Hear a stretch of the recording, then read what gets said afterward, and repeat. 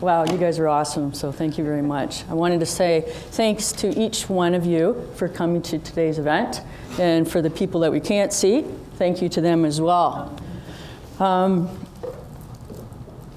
years ago, if you had asked my family and coworkers and my staff to describe me, it would have gone something like this: a leader, hard worker, compassionate, intelligent, a motivator. Now, if you ask that same question to my family and friends today, it would be something like this: gentle, compassionate, supportive. But there's something else now.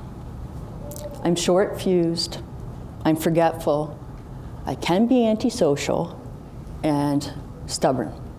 Although my brothers here would say that I'm always stubborn, so I just want to say I'm stubborn really now.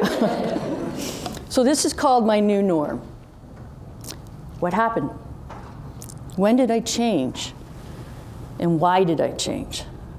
I'm often asked if I can pinpoint when this dreadful disease of behavioral temporal lobe dementia slithered into my life and began to attack my brain and my body.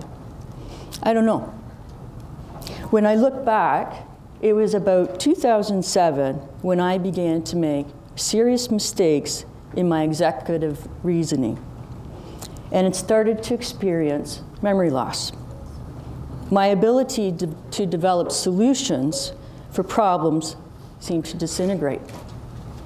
My skills of being able to create and manage strong teams seemed to go by the wayside. I told my therapist that I did not seem to be as smart as I used to be. I became snappy with everyone, moody. I began to drink too much alcohol. And ultimately, I spiraled down into a deep and very dark depression.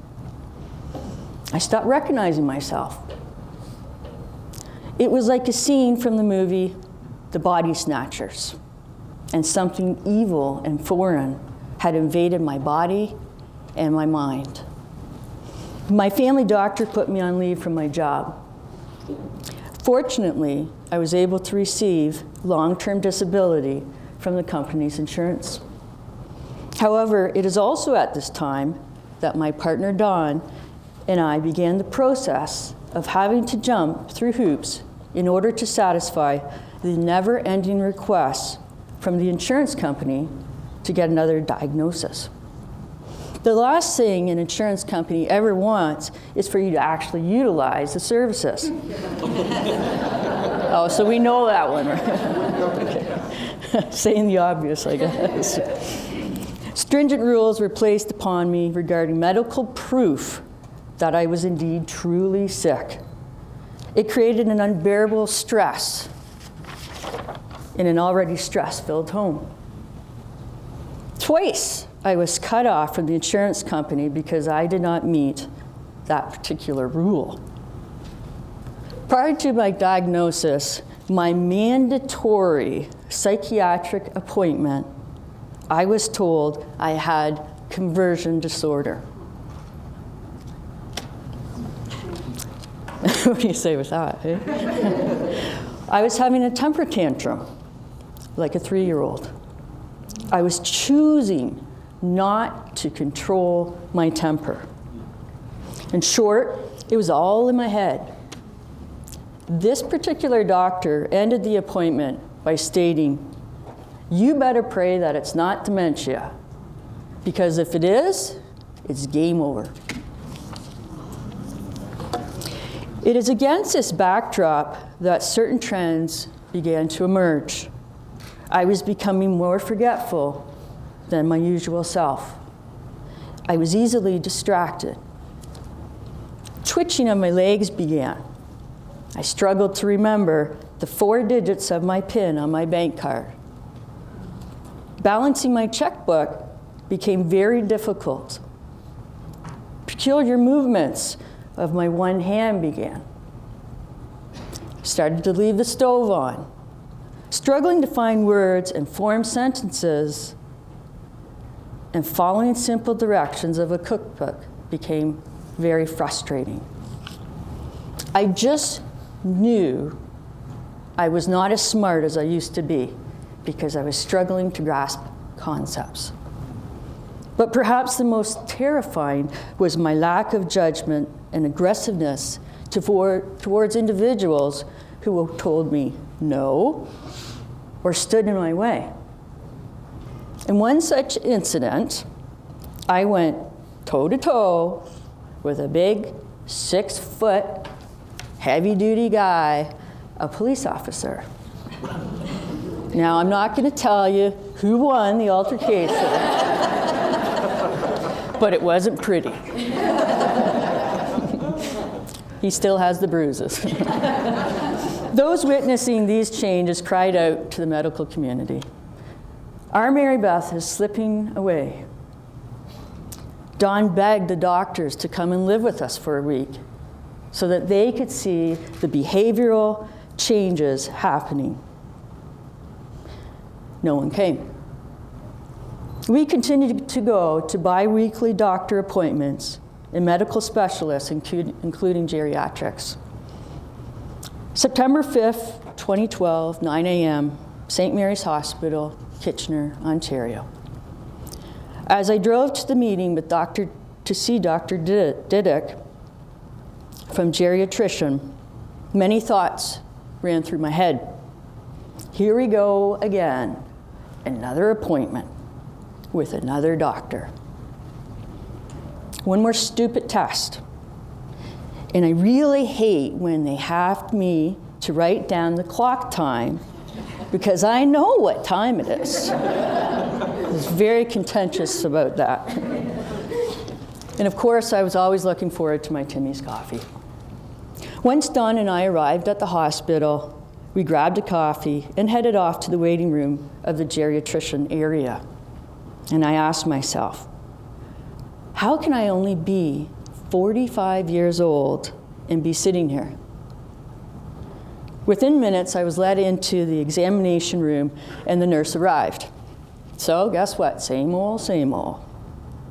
It really bothered me that after years of battling serious depression, memory loss, and behavioral changes, no one had provided me with a sound medical diagnosis.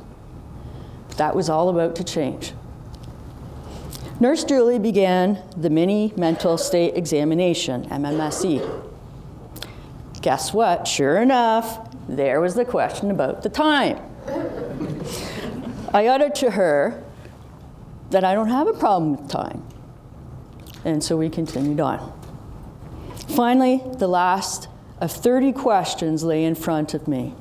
My mind was tired, and it became hard to stay focused. So I didn't have the brain power to answer any more questions. So we were finished. Don was now brought into the room, and the nurse asked us a few more questions about my health. Nurse Julie then disappeared to tally the results. Soon the door opened, and the nurse appeared with Dr. Didick. Everyone sat down. The doctor immediately started to discuss the results of the MMSE. Since 6 months ago, I had taken the same test, and I scored 24 out of 30. Today, my score was 18. An obvious, significant decrease. I'm not sure of all the things that she discussed, but I do remember this. You have frontotemporal lobe dementia, or FTD. Whoa! No one has ever said those words to me before.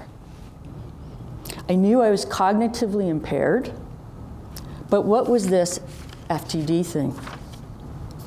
The doctor went on to explain more about FTD, including that my amount of education will help. Then there was more blurred talk. FTD is a rare form of dementia with no treatment and no cure. Don and I looked at each other. Could this really be happening? More blurred talk. You will not be able to drive, effective immediately. What? I drove here. Thank you, Brianna. Okay, so now this is serious. More blur talk. I stopped hearing the rest of the conversation. The only thing that I could hear in my head was, "You can't drive. You don't have a driver's license." I started to see red. I flew out of the chair and threw some papers in the garbage. And then I stormed out of the office, and I tried really hard to slam that door. In fact, I did it a few times. I continued on to the hospital hall and stopped. And I began to pace, and I started mumbling to myself, how can this be? How can I have dementia? I've lost my license. I've lost my license. And how can I have dementia? I've lost my license. My head was in a swirl. And I continued to pace. My cell phone rang, and it was Dawn, asking where I was, if I was okay, and for me to come back into the room. Nope, I am not going back there because I don't want to hear anything more. So I continued to pace. A few minutes later, Dawn came out of the examination room and approached me in the hall. We said nothing, and I handed her my car keys. We headed out towards the car. Dawn proceeded to take my usual spot in the driver's seat, and I took her spot in the other seat. Frontotemporal lobe dementia had changed our lives forever. The perception is that dementia is something older people get. But the reality is, people like me can have dementia. The next day, a flurry of telephone calls began. Being so young with a diagnosis of dementia baffled people. We talked with our lawyer, government agencies, regarding pension plans, insurance companies to discuss life and critical illness, the Alzheimer's Society, and other programs of support. My young age of 45 presented a challenge to most of these programs because I wasn't old enough. Dawn and I have been partners for almost 11 years, and our daughter Brianna is at home with us. Collectively, our friends call us the girls.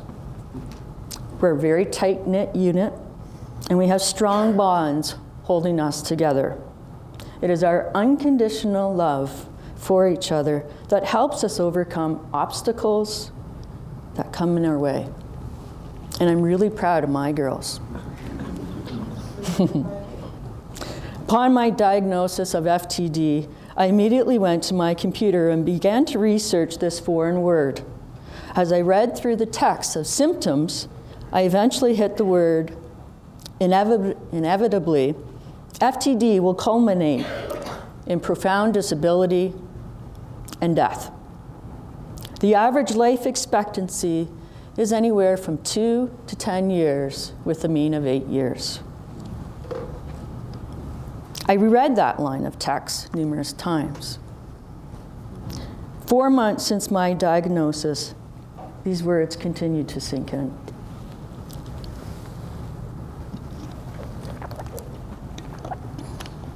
I've known for years that there's something seriously wrong with me, and it was not depression. I just didn't know what it was. Finally, I had a diagnosis to this terrible disease. So my emotions have ranged from disbelief to anger to sadness and to grief. The only thing that has remained constant from the start is my desire to live life to its fullest and with dignity. At the bottom of my calendar page, I have written the well-known line, "Live each day as if it's your last." But what does that really mean? Words are just that, words. It is how we live those words that really matters. Each day I wake up and I count my blessings and I thank God. I try to be more gentle with my words. Tell my loved ones that I do love them. I try to help out as much as I can and not hesitate to take up someone's invitation to an adventure. I ask myself, am I correctly prioritizing things that I have to complete? I've begun to reach out to some dear old friends, Colleen. I have told special people in my life that they are special, and my life is richer because they are in it. I do not take these relationships for granted. And laughter has become more important to me, and I look to find and share things that will earn a smile. I reach out to organizations that help me move through these challenges. And ultimately, each day, I try to give as much as I can to help in this fight against dementia. I ponder what my purpose of life is now. Is helping in education in this fight against dementia it? Regardless, I will continue to live life each and every day the very best I can. I have accepted my diagnosis. It is a helping of others to aid in their acceptance of my diagnosis that is paramount. My great niece, Tegan, recently presented me with a beautiful painting she had done herself. And on it, she painted the words, "Carpe Diem."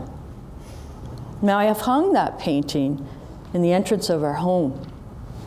And as each and every person enters, I wish for them to join with me in seizing the day and place no trust in tomorrow. Carpe Diem. What powerful words they are. Now, how can I translate them into living well with dementia? To do this, I need to actually define what living well with dementia means. I ask myself, does it really matter if you have dementia in order to live well? Is there a difference between people with dementia who live well or if they don't have dementia? I don't think so. Persons with dementia need to define for themselves what living well for them means. And then the professionals can target help specifically for that person. Through dialogue with persons with dementia, determine what living well means to that individual. And from that definition, create a holistic plan that can help create a living well life with those who have dementia. For instance, I would define living well as having daily challenges which grow my mind and stimulates my thinking.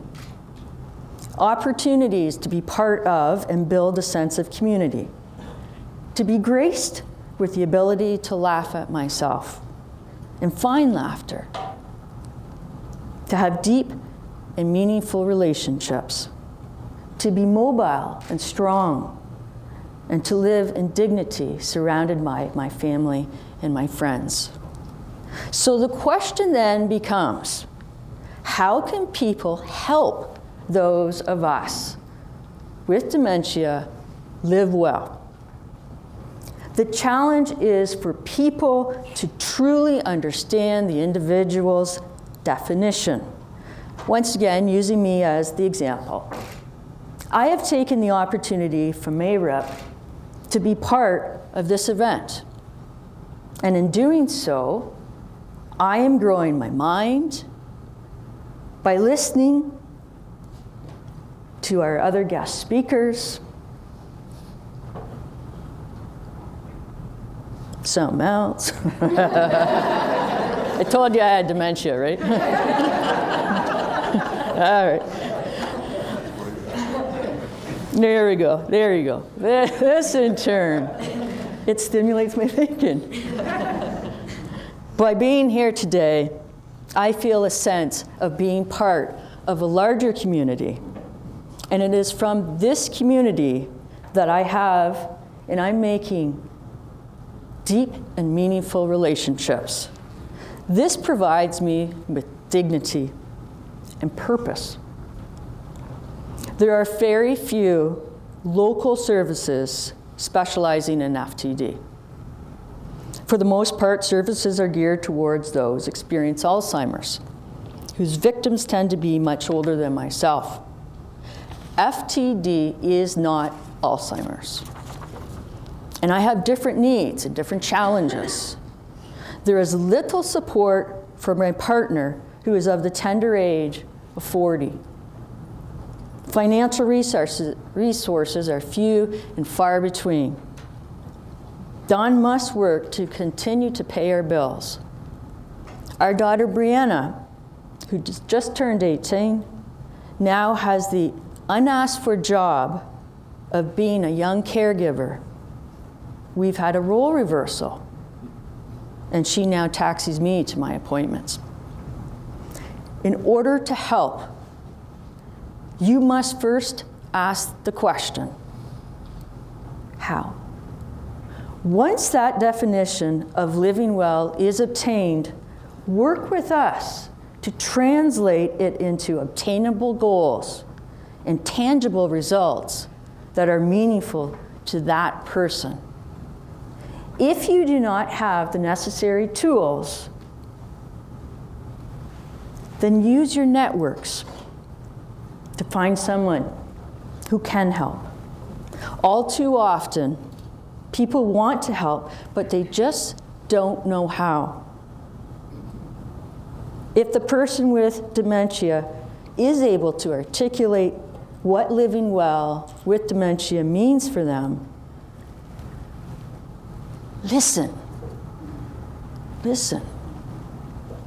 to what they have to say. Respect our perspectives, desires, and aspirations, and then help support us in living well. Know that despite the challenges we face, we still have many continued abilities.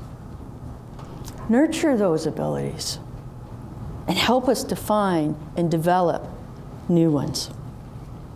If the person with dementia is not able to tell you, help them by providing some suggestions for consideration or by using other means of exploring and communicating ideas. For example, through the use of photo and art. Try to reflect personal goals and aspirations. Now that we have a definition of living well, let's talk about actually doing it. For me, this is when my personal motto, Carpe Diem, kicks in. Carpe Diem is a phrase from a Latin poem by Horace, and in loose translation, it means seize the day. In order for me to live well, I must seize the day by removing obstacles or potential obstacles. I have a greater chance of doing just that. For instance, my immediate environment is very important. I'm easily overcome, and I become agitated if it is too busy, loud, and cluttered. If we know this, then, keep my surrounding environment simple, with few distractions. I can be overwhelmed by too many people. As I'm looking out here, okay. We might just go like this for a bit. If we know this and keep my surrounding environment simple with few distractions. To work around this, my good friend Shelley spends Thursday mornings with me, helping me in my socialization. And I also have a volunteer, Sharon, who gives up her time Wednesday mornings. This then translates into living well and thus being able to seize the day. These obstacles will be different for each individual, so work with us to understand what these obstacles might be and in finding solutions to create dementia-free environments. Another important component is knowing and understanding myths surrounding dementia. The stigma surrounding dementia is rampant and has profound and very negative impacts on my experiences of dementia and the experience of my family. Misperceptions and misunderstandings of dementia cause great unnecessary suffering for those of us working hard to live well with dementia. Events like this, public awareness and education, are critical in addressing and dispelling these myths so that all of us who are challenged in cognitive ways can continue to feel included, continue to feel valued.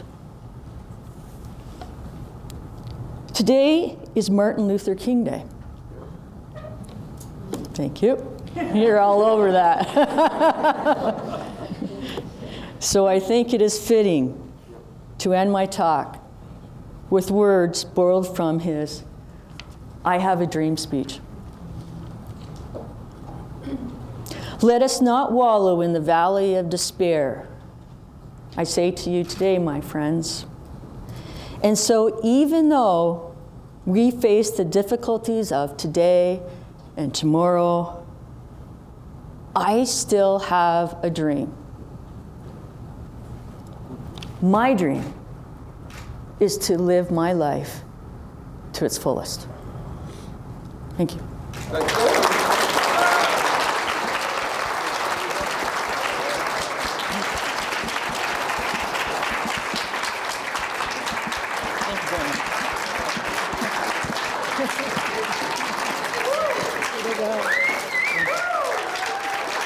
Thank you very much.